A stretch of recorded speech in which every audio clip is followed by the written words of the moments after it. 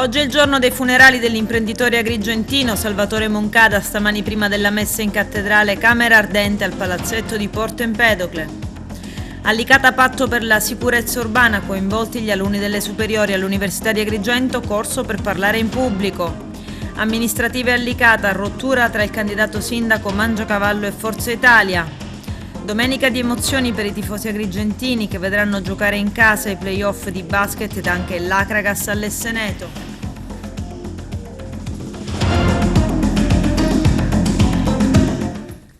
Bentrovati gentili telespettatori al nostro appuntamento con l'informazione. Oggi è il giorno dei funerali dell'imprenditore agrigentino Salvatore Moncada, stamani prima della messa in cattedrale Camera Ardente al palazzetto di Porto Empedocle. Il nostro direttore Arturo Cantella. Allestita stamani presso il Pala Moncada, la Camera Ardente, per consentire di dare l'ultimo saluto prima del funerale che si terrà oggi presso la cattedrale dalle 15 poi a Totò Moncada. Ricordiamo che è morto per un arresto cardiaco all'ospedale San Raffaele di Milano. Oggi quindi l'ultimo saluto.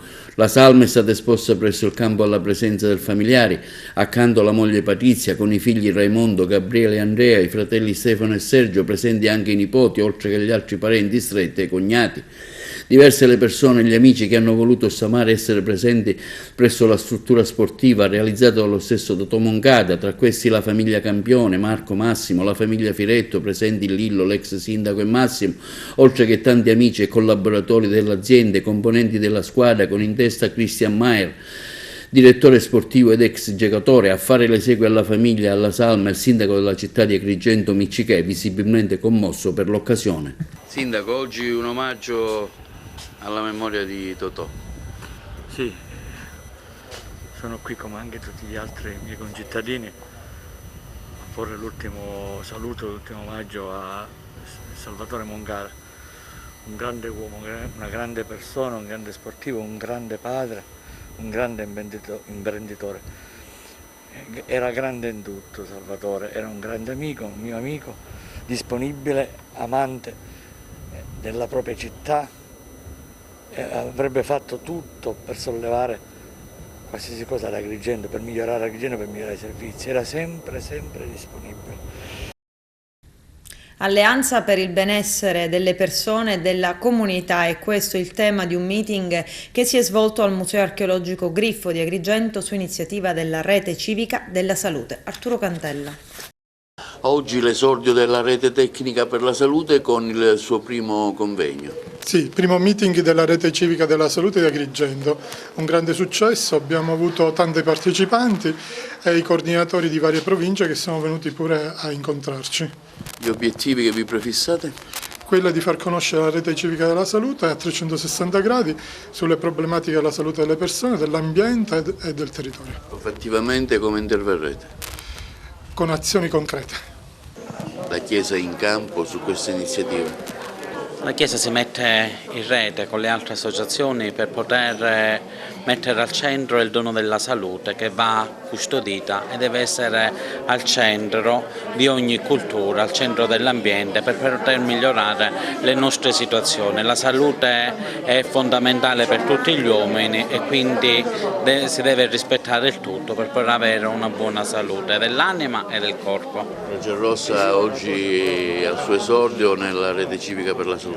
Sì, non potevamo non mancare oggi per la Rete Civica della Salute e dare il nostro contributo e il supporto, perché la salute è una cosa essenziale per tutti i cittadini e quindi abbiamo accolto l'invito del dottore Lobrutto e siamo qua. E sono molto contenta di aver partecipato al meeting, infatti l'architetto ci ha un po' illustrato venendo in comune, però ora ho compreso bene quali sono l'attività che svolge la Rete Civica e noi stiamo patrocinando anche, stiamo aiutando e ci collaboriamo con l'architetto e con la Rete Civica. Quindi diciamo fattivamente poi metterete in pratica le nozioni che sono uscite fuori, le linee guida di questa iniziativa? Sì, anche perché tutti dobbiamo imparare per il bene della salute, ma non soltanto, cioè di tutti noi soprattutto, e quindi siamo molto onorati di questa nostra collaborazione con l'architetto. Oggi fa il suo esordio qui ad Agrigento, ecco, con quali obiettivi e quali le finalità priorità che voi vi prefissate anche a livello regionale? La rete è l'insieme di cittadini protagonisti che hanno consapevolezza che possono incidere aiutando le istituzioni per il miglioramento necessario della salute come bene comune e quindi dello sviluppo sociale e economico delle comunità. La tappa di Agrigento è stata importante perché qua ho potuto incontrare tante energie umane ricche che possono operare per realizzare anche in questa provincia così ricca di vestigie storiche e culturali un significativo impronta per quanto riguarda lo sviluppo della rete, collaborando con l'azienda sanitaria provinciale, con le scuole, con i comuni, perché proprio questo è il senso della missione del riferimento civico, sussidiare le istituzioni per l'interesse generale e il bene comune. Ecco, qual è lo stato di salute in generale che attualmente in cui ci troviamo? Siamo in un frangente di grande transizione, lo siamo a livello mondiale, lo siamo in Europa, lo siamo nella nostra nazione, nel Mezzogiorno che dovrebbe cercare attraverso questi strumenti straordinari quali il PNRR di affrancarsi da alcune condizioni di sottosviluppo, di arretratezza, ma questo è possibile se si sussidiano le istituzioni che da sole non ce la fanno. Quindi i cittadini devono prendere consapevolezza della possibilità che hanno di offrire generosamente le loro competenze, le esperienze, il sapere, perché nell'insieme della collettività c'è soltanto la possibilità dello sviluppo. A Licata gli studenti degli istituti superiori e la cittadinanza si incontreranno domani, giovedì 12 maggio alle ore 11 alla Villa Comunale per un'agorà di presentazione, confronto e condivisione degli obiettivi e delle attività da mantenere in campo per il patto per la sicurezza urbana Licata Sicura. L'incontro, fanno sapere dal Ministero, è stato pensato come un'agorà sui temi che saranno proposti dagli studenti che interloquiranno in maniera informale e colloquiale con le istituzioni e le associazioni presenti, tra questi l'arcivescovo, il prefetto di Agrigento, il sindaco di Licata, i vertici provinciali delle forze dell'ordine, il dirigente dell'ufficio scolastico provinciale, dirigenti scolastici e rappresentanti di enti ed associazioni socialmente attive. Tecniche per parlare in pubblico e superare la paura. Corso all'Università di Agrigento. Arturo Cantella. Parlare in pubblico, un corso sicuramente interessante per i suoi contenuti che l'EQUA sta organizzando insieme a tante altre iniziative, Presidente. Sì, anche questo corso, che è di fondamentale importanza, rientra in quella che è la nostra attività parallela alla canonica attività didattica. Noi abbiamo scelto la terza missione, cioè quella di metterci a disposizione del territorio per una crescita non solo culturale ma anche sociale, imprenditoriale, economica, e questo corso si inserisce proprio in questo schema di servizio che viene reso agli enti pubblici e anche ai privati, a molti imprenditori. Parlare in pubblico, contrariamente a quello che si può immaginare, non è soltanto una dote naturale, ma è anche la possibilità di acquisire conoscenza, metodologia, approccio, sicurezza, per poter non solo trasmettere emozioni, ma anche cogliere la sensibilità e le emozioni di coloro i quali sono presenti.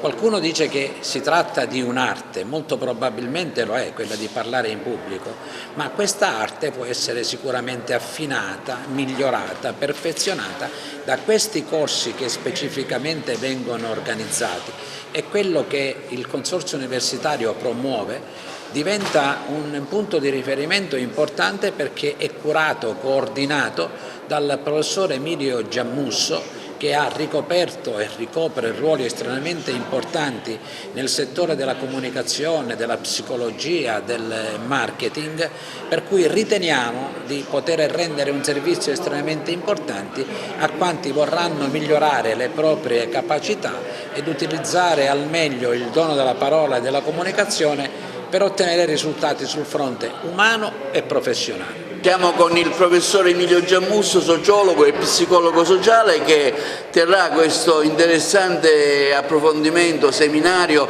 Parlare in pubblico, un'iniziativa sicuramente interessante, rivolta a chi, professore, e quali sono i contenuti del corso?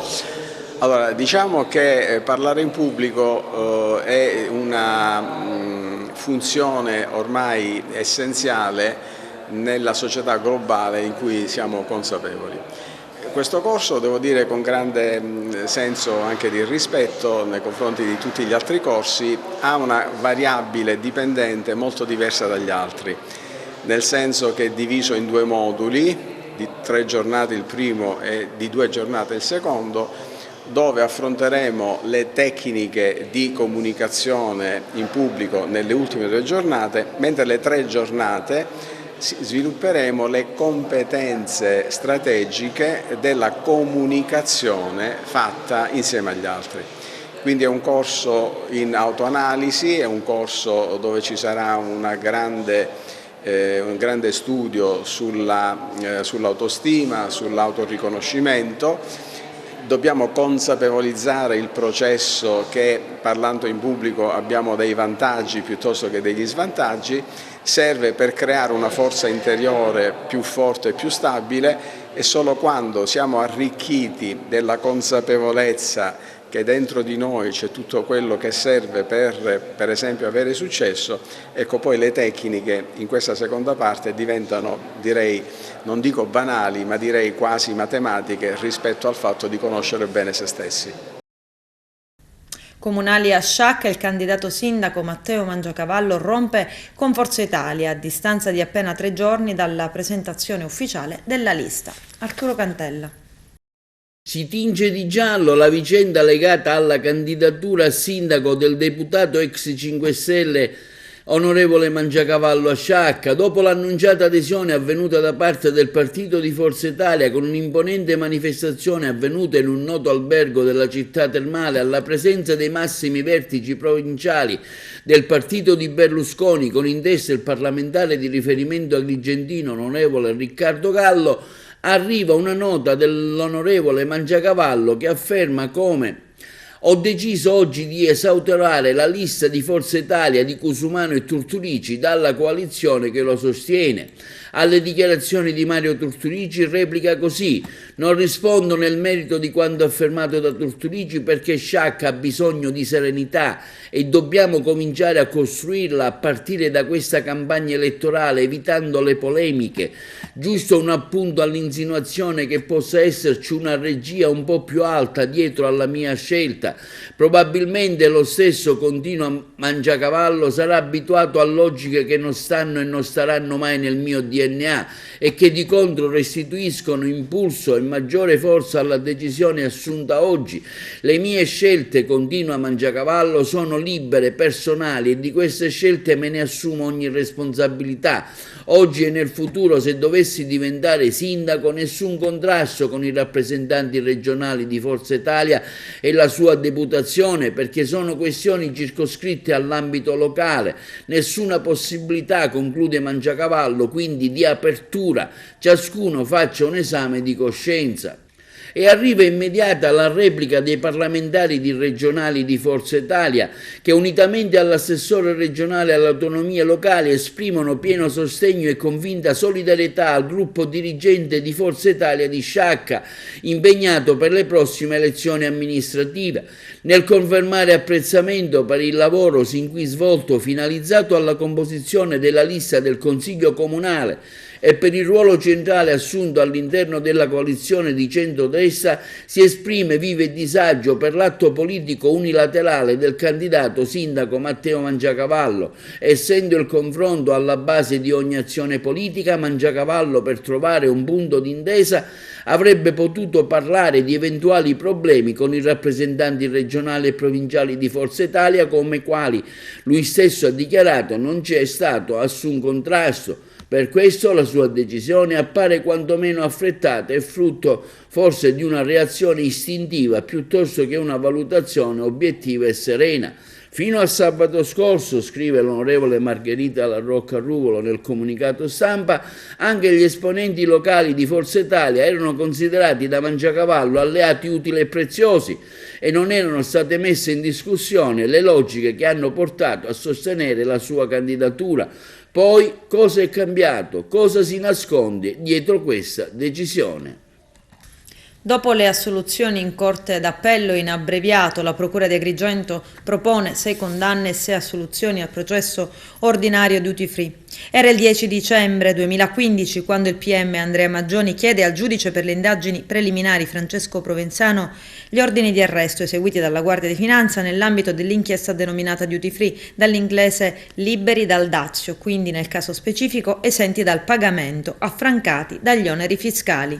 Le indagini intraprese nel 2013 si basano su presunti episodi di corruzione e di falso perpetrati nell'ambito dell'Agenzia delle Entrate. 15 sono state complessivamente le misure cautelari, 4 in carcere, 7 domiciliari con l'obbligo del braccialetto elettronico, 2 con obbligo di presentazione ai carabinieri, 2 con il divieto temporaneo di esercizio della professione medica e un'altra decina di persone sono state indagate a piede libero. Adesso 12 imputati sono sotto processo ordinario. Il pubblico ministero Maria Cifalino, a conclusione della requisitoria, ha ritenuto non riscontrati alcuni capi di imputazione, mentre alla sezione penale del Tribunale presieduta da Wilman Mazzara, per Antonio Vetro, 53 anni di Favara, consulente del lavoro, ha chiesto 2 anni e 10 mesi di reclusione, poi 2 anni e 8 mesi per Giuseppe Cumbo, 69 anni di Agrigento, 1 anno per Filippo Ciaravella, 69 anni di Agrigento, 1 anno e 6 mesi per Giuseppe Castronovo, 62 anni di Favara, e 1 anno e 2 mesi ciascuno per i medici Giovanni Crapanzano, 73 anni di Favara,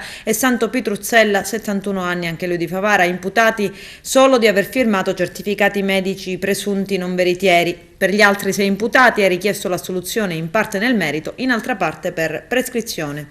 Si tratta dei funzionari dell'Agenzia delle Entrate Vincenzo Tascarella, 68 anni di Agrigento, Piera Callea, 56 anni di Favara, e Angelo Pagliarello, 64 anni di Campobello di Licata, e poi Salvatore Laporta, 47 anni di Porto Empedocle, socio e amministratore della Metalmeccanica Agrigentina, e poi i ristoratori favaresi Giuseppe Costanza, 37 anni, e il padre Salvatore, 71 anni, ai quali sono state contestate delle false attestazioni per alcuni rimborsi. Nel frattempo altri imputati sono stati giudicati in abbreviato in primo e secondo grado e sono stati assolti. L'imprenditore agrigentino Marco Campione, Michele Dain, dipendente di Girgenti Acque, poi Aurelio Bruno, Francesco Caci, funzionario dell'Agenzia delle Entrate, poi l'ex direttore dell'Agenzia delle Entrate di Agrigento Pasquale Leto e sua figlia Francesca Leto, assunta a Girgenti Acque, e poi dirigenti dell'Agenzia delle Entrate Tonino Migliaccio e Maria Lombardo. Dopo 2 anni di stop per via della pandemia Covid, riprendono i concerti anche ad Agrigento, al Teatro della Valle dei Templi. Quella di quest'estate sarà una stagione che vedrà esibirsi artisti di grandissima caratura. Arturo Cantella.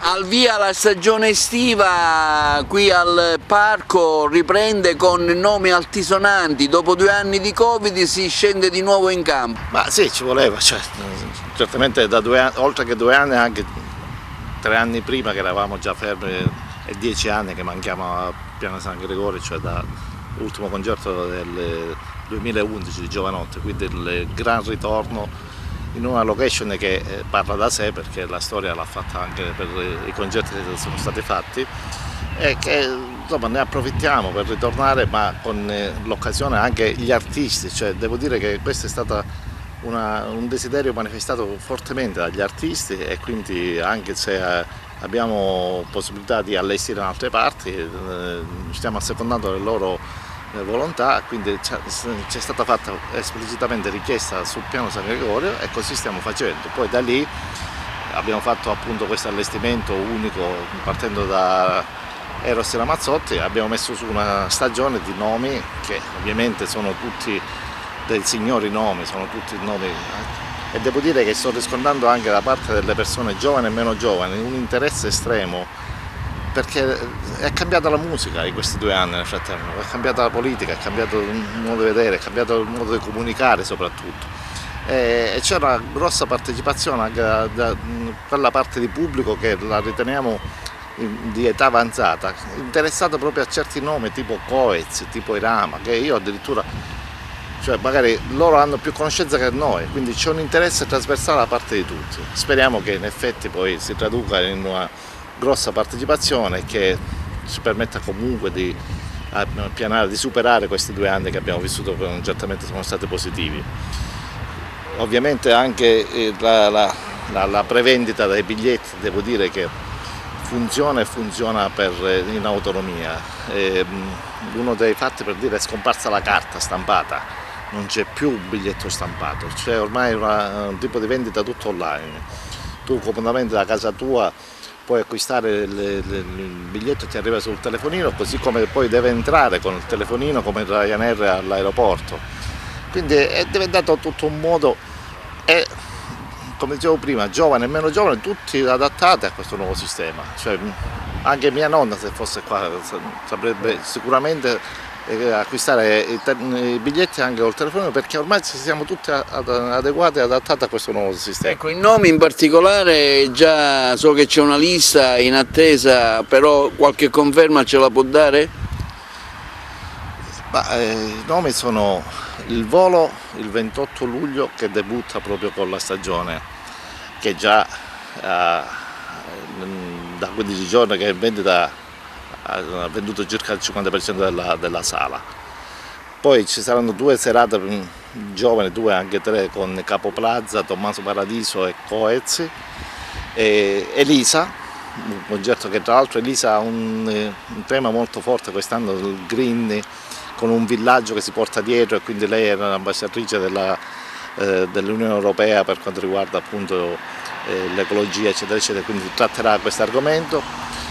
Drusilla, giorno 10 di settembre, che avrà il tema suo molto ironico, per chiudere con 2 serate di Eros Ramazzotti, unica data sia siciliana ma anche quasi semi-italiana, cioè nel senso Verona e Agrigento soltanto in Italia ci sono come date, dopodiché fanno parte delle sole 5 mondiali, quindi è un'occasione comunque irripetibile. Speriamo di fermarci qua, ma comunque se ci fossero altri nomi come così che magari stanno venendo fuori, può anche darsi che possiamo anche integrare il calendario, ma speriamo che quest'anno vada bene con questo.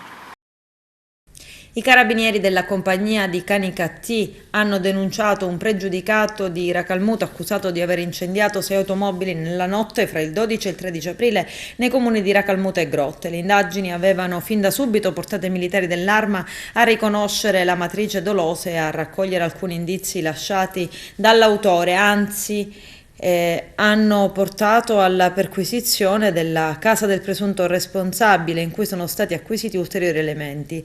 Il sospettato, immortalato dalle immagini dei sistemi di videosorveglianza nel corso dei raid, non sembrerebbe particolarmente lucido. Una mafia camaleontica, cambia pelle, si insinua dappertutto, tentacoli inimmaginabili. Investe tutti i soldi che vengono da traffici illeciti in attività legali, diventa mafia impresa, poi successivamente mafia finanziaria, e ora siamo a livelli altissimi di una mafia che ha invaso tutto il territorio nazionale, soprattutto la 'ndrangheta. Ti sembra che a livello nazionale siano un po' scemati gli impegni contro la mafia? Purtroppo non è una situazione allegra in questo momento. La lotta alla mafia deve essere portata avanti non sull'onda dell'emergenza ma sull'onda della prevenzione. Un cancro che viene difficile estirparlo. Sì, viene difficile, però non è invincibile la mafia. C'è chi la rende invincibile perché gli conviene questo. Sei qui da ottobre a collaborare con Casa Memoria. Perché ti sposti dall'Umbria qui? Per un sogno in realtà. Io ho sempre desiderato trasferirmi qui in Sicilia e ho avuto la possibilità grazie a Casa Memoria, appunto, con la quale ho fatto uno stage, e tra poco inizierò anche il servizio civile con loro. È un'avventura che sta continuando. Il bello del 9 maggio è che attrae molti ragazzi ma anche molte persone, insomma, che vengono qui appunto per la storia di Peppino, e il fatto che ci siano molti giovani secondo me è un atto forte, sì, di speranza e di volontà di riscatto anche delle nuove generazioni. Voi di fuori Sicilia come lo vedete Peppino? La storia di Peppino è quella che ho conosciuto per prima, parlando di, insomma, e che poi mi ha avviato al mondo dell'antimafia, quindi io lo vedo come anch'io, come un punto di riferimento, è un po' appunto la storia che mi ha colpito di più, perché insomma la conosciamo tutti, e quindi la sua forza, il suo coraggio, la sua volontà di andare contro un mondo che non gli apparteneva, l'ho fatta un po' mia, e infatti anche per questo che insomma mi sono traslata. Ce ne vorrebbero di Peppino in questi anni in cui corruzione e fermiamoci qui. Ce ne vorrebbero di Peppino e speriamo che qualcuno riesca ad essere un Peppino, anche se qui in questi giorni ne transitano parecchi secondo me. Ad Agrigento l'esposizione di prodotti agricoli, agroalimentari biologici provenienti direttamente dai produttori, ma anche artigianali e solidali. La manifestazione per gli espositori è gratuita, come anche l'ingresso dei visitatori è libero. Vediamo. Emporio Sicilia, Arte e Natura, 2 appuntamenti che si terranno a fine settimana. Sì, sia questo fine settimana, 14 e 15 di maggio, sia il fine settimana di fine maggio, 28 e 29 maggio, a Porta di Ponte. Qui il primo a Piazzale Caos, dove ci troviamo, ed è un'iniziativa che l'associazione Il Cerchio ha sposato, partecipando a un bando dell'assessorato all'agricoltura, allo sviluppo rurale e alla pesca mediterranea. Consiste nel cercare di promuovere dopo la pandemia, ed è uno degli esempi in cui si vede che lo Stato e anche la Regione, che naturalmente fa parte dello Stato e si accoda alle iniziative dello Stato e dell'Europa, vuole fare reagire gli operatori alla grave crisi economica che ci attanaglia. Parlo degli operatori agricoli e anche del turismo rurale, ma anche soprattutto di coloro che si muovono diciamo, nella filiera che parte dall'agricoltura, e quindi anche nella promozione di questi prodotti e dell'agroalimentare in generale. Noi, sull'onda di un'esperienza che avevamo prima della pandemia, noi facevamo una iniziativa al mese, abbiamo sposato, dicevo, questa proposta della Regione e la onoreremo, speriamo nel migliore dei modi, grazie anche a voi e a tutti quelli che in effetti, quindi anche il Comune di Agrigento e tutti gli enti che sostengono il Parco Letterario. Addirittura in questi giorni ha aderito anche la Dante Alighieri, che con un'iniziativa culturale parteciperà sabato mattina, e quindi giorno 14, con una iniziativa chiamiamola sull'atmosfera verista, sia dei rappresentanti del verismo come Verga, Vita nei campi, e sia di Pirandello, con letture, proiezioni didattiche, ripeto didattiche, come la Giara dei Fratelli Taviani, e quindi inviteremo il pubblico a riflettere su questo problema della nostra identità, ed è per questo anche che l'assessorato ha fatto questa iniziativa, per promuovere la identità e stabilizzarla. Quindi cosa potranno trovare chi viene, diciamo, a vedere l'iniziativa? Prodotti agroalimentari, ortofrutticoli e anche conservieri, e poi prodotti diciamo, anche dell'artigianato locale a livello regionale, e poi anche prodotti artistici. Infatti l'abbiamo chiamata Arte e Natura, perché per noi l'arte è tutto, è l'espressione dell'uomo, e quindi dell'uomo e della natura che sostiene l'uomo, con la quale l'uomo deve avere un rapporto di estrema fratellanza, come diceva San Francesco, e non di scontro, come dice Greta Thunberg, perché sennò ne abbiamo poi le cose peggiori. E quindi l'uomo deve cercare di vedere nella natura una sorella che deve custodire e non combattere. Quindi ricordiamo gli appuntamenti allora? Sì, lo ricordiamo, sabato 14 e domenica 15 a Piazzale Caos alle ore 9:30, e vogliamo precisare che è gratuita sia per i visitatori ingresso libero, sia per coloro che vogliono esporre e vendere, quindi vengono qui non solo per esporre e far degustare, ma anche vendere i prodotti delle loro aziende, per esempio i prodotti anche caseari, quindi i latticini. Noi abbiamo una bellissima provincia che offre dall'olio al vino al sughero, abbiamo un elenco di produttori che andrebbero tutti valorizzati a cura degli enti, come sta facendo la Regione e anche altri. Vetrina nazionale oggi a Napoli per le eccellenze della Costa del Mito. Arturo Cantella. Vetrina nazionale oggi a Napoli per le eccellenze della Costa del Mito, prodotto della DMO Valle dei Templi di Agrigento, un momento importante di confronto tra le altre eccellenze italiane del turismo sostenibile, enogastronomico ed esperienziale, come ha dichiarato l'ex ministro Alfonso Pecoraro Scanio. Insomma, un momento di trasformazione ecodigital per un turismo che sia sostenibile ma con una grande capacità di innovazione. All'iniziativa erano presenti il sindaco e il presidente del distretto turistico Valle dei Templi, che hanno anche annunciato la candidatura di Agrigento a capitale italiana della cultura per il 2025. Francesco Miccichè e il presidente della Valle dei Templi Fabrizio Lagaipa. Il turismo sostenibile, il turismo enogastronomico, esperienziale, legato all'arte, alla cultura dei territori, è il turismo che può rilanciare con forza il nostro Mezzogiorno. La conferenza a Napoli, con il contributo di sindaci come il sindaco di Agrigento dalla Sicilia, come il sindaco di Procida, capitale della cultura, il sindaco di Matera, città capitale della cultura europea, e anche l'assessore di Taranto e altre persone, voleva essere ed è stato un momento di confronto con l'Università Federico II di Napoli, il più grande ateneo del Mezzogiorno, per rilanciare che cosa? La nostra capacità di una grande trasformazione ecodigital, trasformazione ecologica, trasformazione digitale, e un turismo che sia sostenibile ma che abbia anche una grande capacità di innovazione. Questo noi dobbiamo realizzare e ci siamo dati appuntamento per una serie di iniziative nel nostro Mezzogiorno e sicuramente anche in Sicilia.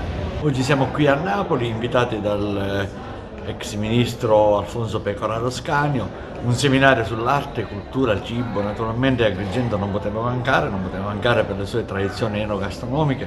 Abbiamo anche presentato, grazie al direttore Lagaipa, la Costa del Mito, da Selinunte Gela, con i nostri siti archeologici. Abbiamo presentato anche le nostre produzioni agricole, abbiamo presentato anche i nostri prodotti e perché noi abbiamo anche preannunciato la candidatura di Agrigento come capitale della cultura 2025. Un incontro proficuo, siamo stati assieme al sindaco di Procida, attuale capitale della cultura, abbiamo avuto degli incontri interessanti.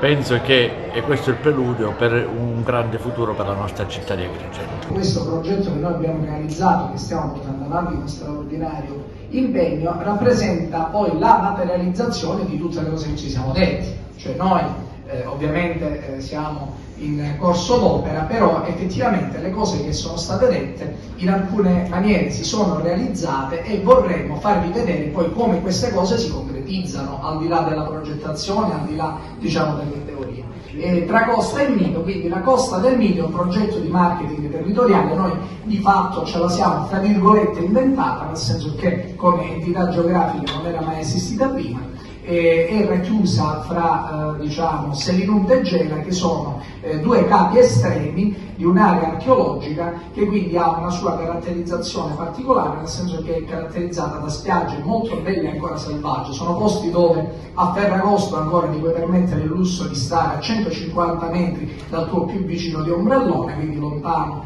diciamo, dalla folla di certe mete turistiche, e che hanno la caratteristica di essere vicinissime a dei siti archeologici di straordinario pregio. Per cui si parte, andiamo avanti, quindi abbiamo la Costa del Mito, abbiamo questo itinerario meraviglioso, si parte da Selinunte, che ha all'interno 5 km di itinerari, il Parco archeologico della Valle dei Templi e Agrigento, che rappresentano, diciamo, il baricentro di questa area territoriale, e Gela, che ha, diciamo, una storia, l'altro estremo, che ha una storia in qualche maniera sovrapponibile a Taranto, perché Gela è stata caratterizzata tutto, diciamo, dagli anni 60 in poi da questa industrializzazione molto troppo permeante. Ancora oggi c'è questo petrolchimico in dismissione, non si capisce dove levano, eccetera eccetera, ma Gela di suo ha delle ricchezze paesaggistiche, architettoniche, enogastronomiche o archeologiche di straordinaria importanza, per cui Gela oggi sta cominciando la sua sfida per trasformare la propria immagine, perché per adesso in Sicilia nessuno francamente immagina di andare a fare il suo weekend a Gela, ma già da quest'estate, con una serie di iniziative che ora brevemente vi racconterò, già da quest'estate noi puntiamo a rendere Gela una località che possa essere attrattiva perlomeno per fare il weekend o perlomeno di passaggio, perché comunque Gela si trova, diciamo, di passaggio, per esempio fra Agrigento e Piazza Armerina e tutta la zona del Ragusano, dove ci sono, no, dove c'è il barocco, Montalbano, eccetera. Andiamo avanti. Noi ovviamente cosa abbiamo in questa zona? Questa è la Scala dei Turchi, in tanti la conosceranno già, Scala dei Turchi che, diciamo, è una delle falesie della zona, così per chi fosse interessato alla geologia sappiate che la Scala dei Turchi è considerata a livello mondiale una di quelle che si chiamano chiodi d'oro, cioè nella geologia, nella storia della geologia, praticamente i chiodi d'oro sono le tappe fondamentali della creazione della Terra. Una di queste tappe, diciamo, si concretizza nelle falesie anche della Scala dei Turchi, e quindi la Scala dei Turchi viene studiata anche per esempio dai geologi a livello mondiale. Adesso c'è la pubblicità, a tra poco vi aspetto. Convegno di medicina ad Agrigento venerdì prossimo 13 maggio all'Hotel Dioscuri by Palace. A dirigere il corso Carmelo Sciumè. Arturo Cantella. Tra le tante iniziative mediche del fine settimana si svolgerà il prossimo 13 maggio, venerdì, un interessante convegno medico presso il Dioscuri di Agrigento dal tema assistenza infermieristica e endoscopia nei tumori del colon retto. Il direttore del corso è il professore Carmelo Sciumè, la coordinatrice Maria Grazia Manenti. Il corso darà diritto anche a 4 crediti formativi ECM, diverse le sessioni che si terranno. L'introduzione al corso sarà fatta dal professore Pietro Leo, quindi i saluti del direttore sanitario del San Giovanni di Dio, Gaetano Migliozzo. La prima sessione vedrà l'assistenza infermieristica nei tumori del colon retto e dell'ano. Il presidente sarà il dottore Carmelo Sciumè, la moderatrice Maria Grazia Manenti, quindi a seguire i saluti del direttore sanitario Gaetano Mancuso, gli interventi di Salvatore Enrico, Lillo Volpe, Adele Maiorano, Giuseppe Migliore, le domande degli esperti poste da Anna Argento, Maria Baez, Giulia Caputo, Giulia Desiri. Quindi la seconda sessione, endoscopia nei tumori del colon retto e dell'ano, presidente il professore Carmelo Sciumè, le moderatrici saranno Girolama Bosco e Angela Matina. Tra gli interventi in particolare quello del dottore Alessandro Cantone, dal tema il ruolo dell'endoscopia nello screening dei tumori del colon retto, quindi a seguire quello di Elisabetta Conte, Girolamo Geraci, Fausto Fiocca e le domande degli esperti poste da Tiziana Catalano, Francesca D'Arpa, Giovanna Di Carlo, Giuseppina Ferro, Giulio Graziano, Giuseppe Scarpa, quindi la chiusura dei lavori dopo la valutazione degli ECM. L'ASP di Agrigento ha assunto 6 nuovi dirigenti medici neonatologi da impiegare negli ospedali della provincia. Di questi 2 saranno destinati al Barone Lombardo di Canicattì, 2 al San Giacomo d'Alto Passo di Licata, 1 al Giovanni Paolo II di Sciacca e 1 a San Giovanni di Dio di Agrigento. Tutte le procedure concorsuali sono già state ultimate. I nuovi dirigenti medici saranno immediatamente operativi dopo la firma dei contratti. L'obiettivo delle nuove assunzioni, fa sapere l'ASP in una nota, è potenziare gli ospedali agrigentini. L'ultimo atto del governo, anche se insufficiente perché solo 200 euro compresi i pensionati, cosa che non aveva fatto nemmeno il governo Renzi, va nella direzione giusta, ma bisogna incrementare questa possibilità di avere potere d'acquisto per i pensionati e per i lavoratori dipendenti. Oggi congresso in Sicilia. Oggi rinnoviamo ancora una volta la nostra struttura. Noi abbiamo bisogno di un sindacato dei pensionati attivo e produttivo, e quindi ci stiamo battendo per la nuova sanità di prossimità, ci stiamo battendo per avere la legge sulla non autosufficienza, ci stiamo battendo per avere la 14ª allargata fino a 1.500 euro, ci stiamo battendo per una riforma fiscale che faccia pagare ai pensionati quanto paga la media europea. Ecco, se dovessimo parlare di criticità immediate, quale sarebbe una priorità da mettere, diciamo, a punto?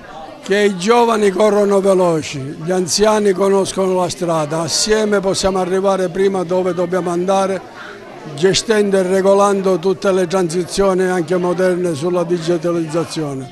Noi abbiamo bisogno di anziani attivi anche per integrare la scarsa pensione, di partecipare a tutte le lotte, perché se non si fanno i contratti le pensioni del futuro saranno ancora più scarse e noi vogliamo essere presenti nelle loro iniziative. Dal suo punto di vista i pensionati siciliani sono più svantaggiati rispetto ai pensionati del resto del paese? Probabilmente sì, perché da noi il sistema del welfare è più debole e non abbiamo strutture sostitutive. Fino a qualche anno fa i pensionati siciliani contavano, forse più che in altre aree del paese, su quello che era il nostro welfare, cioè una struttura di famiglia allargata che reggeva e che sostituiva, dove gli anziani da un lato ricevevano le attenzioni e le cure dei parenti, ma molte volte erano anche il perno del sostegno economico, perché in un contesto di disoccupazione la pensione dell'anziano era fondamentale per la sopravvivenza di tanti nuclei familiari. Questo modello sta andando a diventare sempre più residuale, purtroppo. Molti nostri ragazzi emigrano, magari non più con la valigia di cartone, con la valigia di pelle, ma se ne vanno e gli anziani restano soli, oppure in case di riposo che sono completamente non monitorate. Se non ricevono contributi pubblici, se non hanno convenzioni, nemmeno risulta la loro esistenza. Sono veri e propri buchi neri che vengono monitorati soltanto quando emerge qualche storiaccia di maltrattamenti, di vessazioni. Non è possibile. Noi chiediamo che si cominci per esempio un piano di controlli sulle strutture delle case di riposo, che si monitorino le RAS dove ci sono stati i primi morti quando è scoppiata l'epidemia, che gli anziani ricevano la giusta attenzione. Sono 1 milione i siciliani anziani, non si può non tenere conto delle loro esigenze. Emissioni di gas nocivi a Vulcano Vertice con il presidente Nello Musumeci.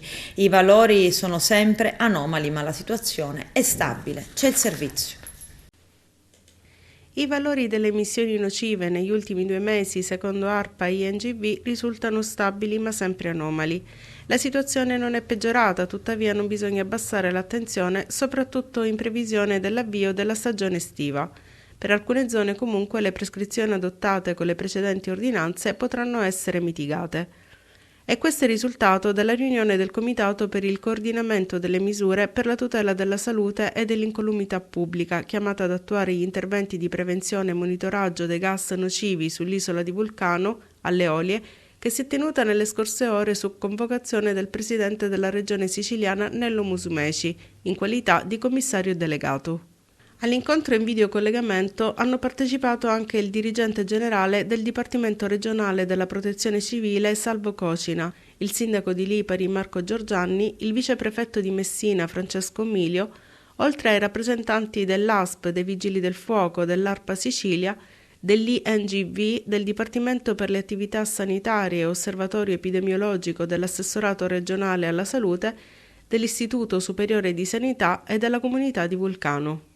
I tecnici ci dicono che la situazione è stazionaria, ma dobbiamo essere pronti a qualsiasi tipo di emergenza nel caso in cui i valori dovessero tornare a salire come è avvenuto nel periodo di maggiore crisi.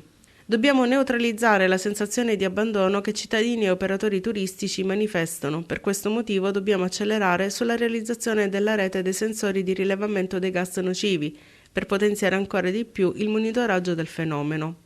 Altro argomento affrontato è stato quello della vigilanza. Dobbiamo rendere l'isola, ha detto il presidente della regione, fruibile dal punto di vista della sicurezza. Chiederò al ministro dell'Interno e al prefetto di Messina la possibilità di predisporre un adeguato presidio di uomini in divisa che siano da deterrente nei confronti di coloro che si avvicinano alle zone interdette, soprattutto per l'estate. Nel frattempo, la Protezione Civile regionale ha provveduto a collocare la segnaletica necessaria e quella nazionale a organizzare un'esercitazione con le prove di evacuazione dall'isola, che hanno visto il fattivo coinvolgimento della popolazione e dei volontari.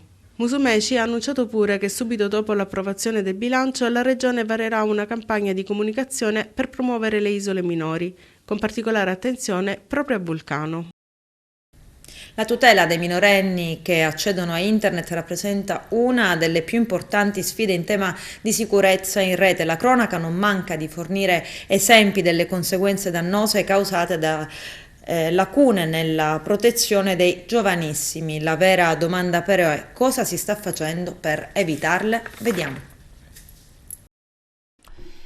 Si è chiuso con l'ultima riunione alla presenza anche del ministro Marta Cartabia, il tavolo tecnico del Ministero della Giustizia sulla tutela dei diritti dei minori nel contesto dei social network, dei servizi e dei prodotti digitali in rete. Il tavolo ha visto la partecipazione di 3 autorità: Agicom, Privacy, Infanzia e Adolescenza. La presidente del tavolo, la sottosegretaria Anna Macina, ha illustrato la relazione finale, le proposte di intervento, un nuovo sistema per la age verification basato sulla certificazione dell'identità da parte di terzi, così da mantenere pienamente tutelato il diritto alla privacy, un provvedimento ispirato ad una legge francese di recente approvazione per regolamentare il fenomeno dei cosiddetti baby influencer, che prevede una verifica sui profitti generati online dai minori e il diritto all'oblio per i contenuti pubblicati, l'astensione al fenomeno dello sharing, ossia adulti di riferimento che pubblicano foto di minorenni, della norma già contenuta nella legge sul cyberbullismo che consente al minore di ottenere la rimozione di immagini, un impianto di campagne di comunicazione e sensibilizzazione rivolte ai minori e agli adulti da pubblicare sulle stesse piattaforme con periodicità fissate insieme alle autorità e regime di regolamentazione, l'istituzione di un coordinamento permanente tra le 3 autorità al Ministero della Giustizia. La rete ha enormi potenzialità ma anche rischi di cui dobbiamo tener conto, dichiara il ministro Cartabia. Ci sono problemi crescenti che hanno avuto una improvvisa accelerazione durante il lockdown per la pandemia, quando il numero di ore trascorse davanti ad uno schermo è cresciuto in modo esponenziale. Anche per questo non ho avuto esitazione quando la sottosegretaria Macina mi ha proposto di avviare questo lavoro. Mi sembrava importante e doveroso affrontare un tema così bruciante per la quotidiana vita delle persone più giovani.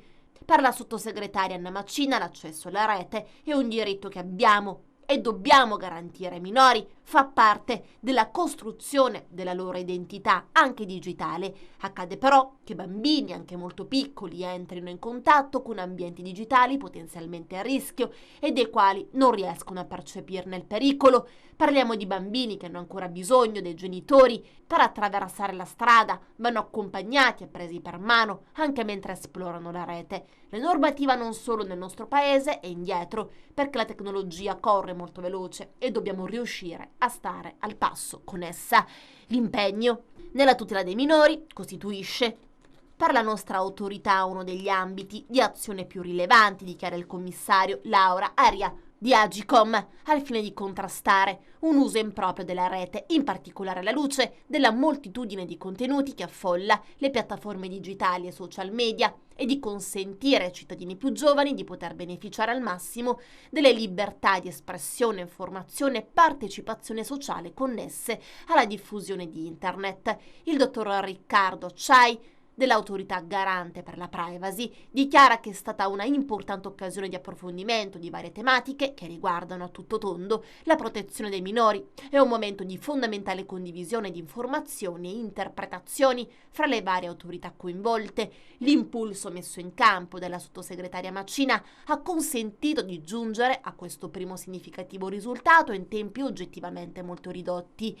I lavori del tavolo hanno confermato la centralità del diritto alla protezione protezione dei dati personali nella vita digitale, anche e soprattutto dei più piccoli. Secondo Carla Garlatti, autorità garante per l'infanzia e l'adolescenza, i bambini da soli sui social, i genitori sono tra le questioni che maggiormente debbono essere affrontate. Si tratta di emergenze per le quali occorre una risposta sul piano tecnico e legale, ma il digitale cambia fin troppo velocemente, per cui un'efficace risposta deve privilegiare la prevenzione attraverso interventi sul piano educativo e culturale destinati agli adulti, ai ragazzi e ai bambini, sin dalla tenera età.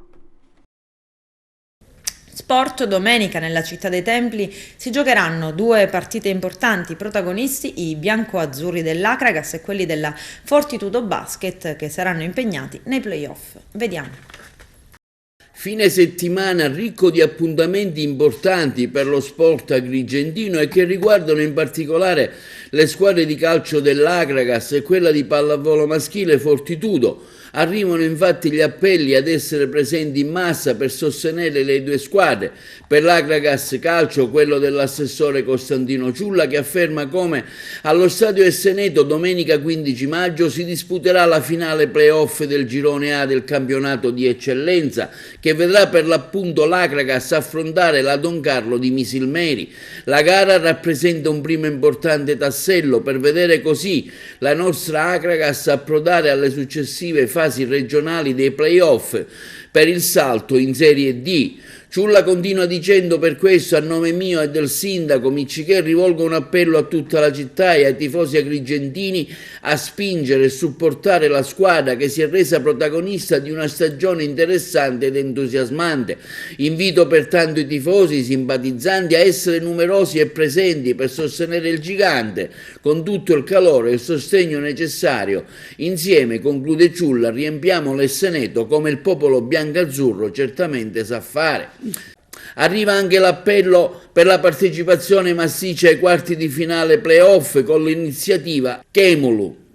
Ci siamo, per il momento abbiamo lavorato e lottato per un anno intero e finalmente è arrivato e noi vogliamo esserci con la testa e il cuore. Come avrebbe voluto il nostro presidente, abbiamo bisogno di tutti voi, di un Pala Moncada pieno che trascini i nostri giganti e che gli dia la giusta spinta per raggiungere la meta prefissata. Al via i quarti di finali per la promozione in Serie A2, che ci vedranno in campo e in casa per gara 1 e gara 2 rispettivamente domenica 15 maggio alle ore 18 e martedì 17 maggio alle ore 20:30 contro l'Andrea Costa di Imola. Vogliamo un Pala Moncada pieno e per questo la società ha stabilito che tutti i biglietti per le gare interne avranno un costo unico di €5 dai 18 anni in su. Per gli under 18 l'ingresso è gratuito dietro l'esibizione di un documento, quindi i biglietti saranno disponibili in prevendita online a partire già da oggi. Il botteghino sarà aperto il giorno della gara, 1 ora e mezzo prima del match. Con questo è tutto, termina qui l'edizione del telegiornale. Grazie per la gentile attenzione e per essere stati con noi. A presto.